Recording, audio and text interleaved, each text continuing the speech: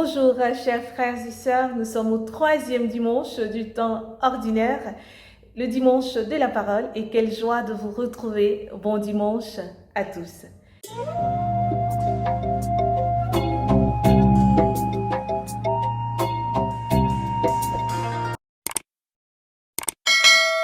Les textes de ce troisième dimanche nous invitent à nous laisser conduire par la parole de Dieu. La première lecture extraite du livre de Jonas. On nous dit que Dieu s'adressa à nouveau à Jonas et il l'envoya à Ninive. Alors, dans le texte, on nous décrit Ninive comme une ville extraordinairement grande. Donc, il fallait 3 jours à Jonas pour parcourir cette ville. Mais une journée à peine que Jonas est entré dans la ville et a commencé à dire encore 40 jours et Ninive sera détruite, on nous dit aussitôt les gens de Ninive crurent en Dieu.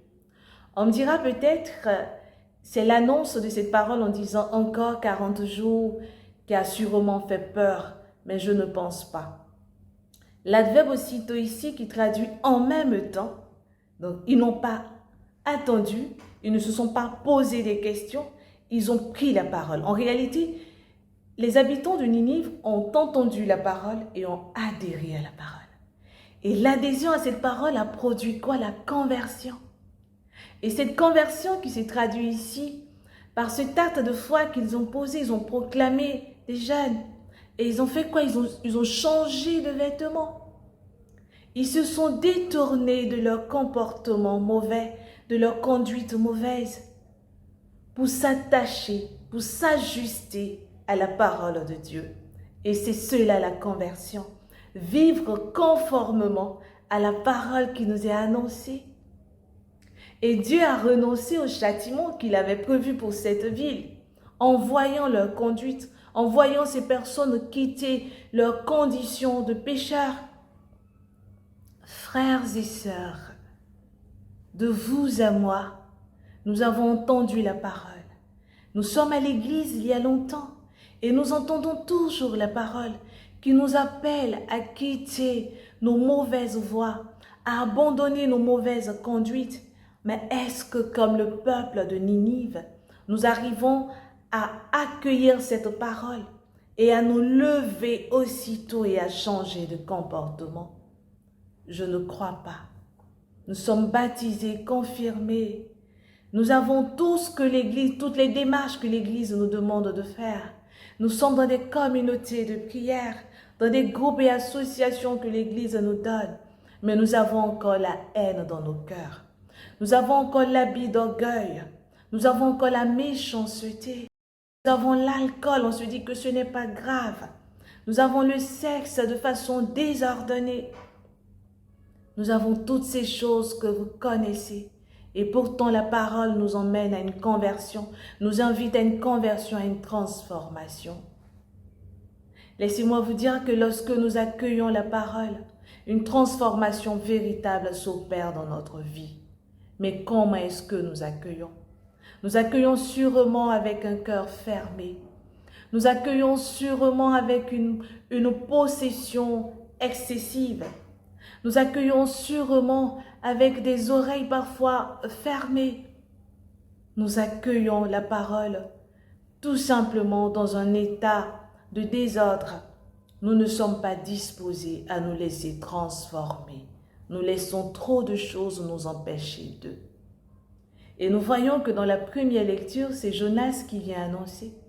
Mais dans l'évangile du jour, extrait de Saint Marc, qu'est-ce qui va se passer là dans l'évangile du jour? Marc 1, verset 14 à 20. Jésus va dire quoi?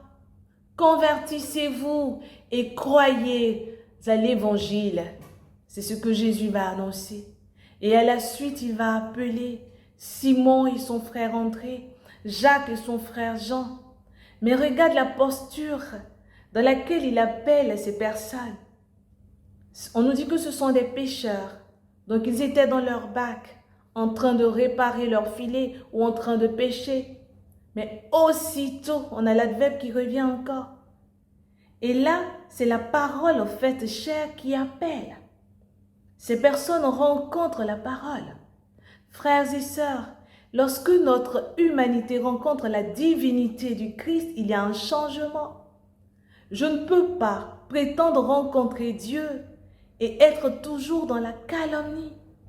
Je ne peux pas prétendre rencontrer Dieu et ne pas avoir une transformation certaine dans les tréfonds de mon être, dans les tréfonds de ma vie. La rencontre avec Dieu change certaines choses en nous. On me dira, mais moi je l'ai rencontré, mais comment est-ce que tu l'as rencontré?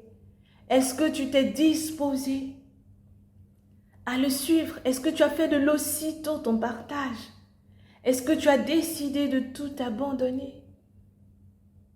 Les autres ont laissé leur conduite mauvaise. Simon et André, Jacques et Jean ont laissé leur bac, ont laissé leur filet, ont laissé leur père pour suivre Jésus. Ce n'est pas toujours que nous laissons peut-être la misère qui est caractérisée par le péché, mais il nous arrive aussi de laisser quelque chose de bon pour une autre chose de meilleure. Et c'est ce que Dieu nous demande.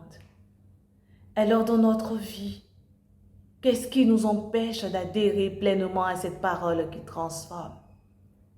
Qu'est-ce qui nous empêche de goûter à cette parole qui nous fait passer d'un point A à un point B? Qu'est-ce qui nous empêche véritablement d'ajuster notre vie?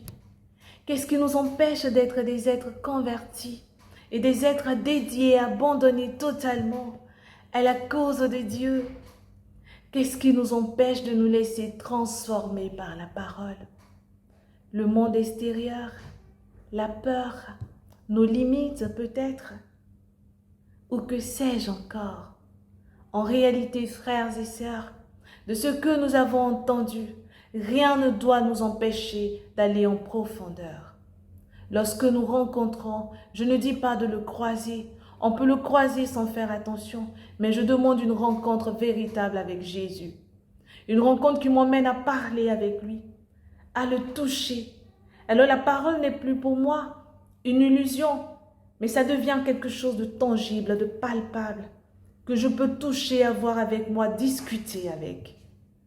Et il t'appelle aujourd'hui à sa suite, comme il a appelé Simon et André, Jacques et Jean.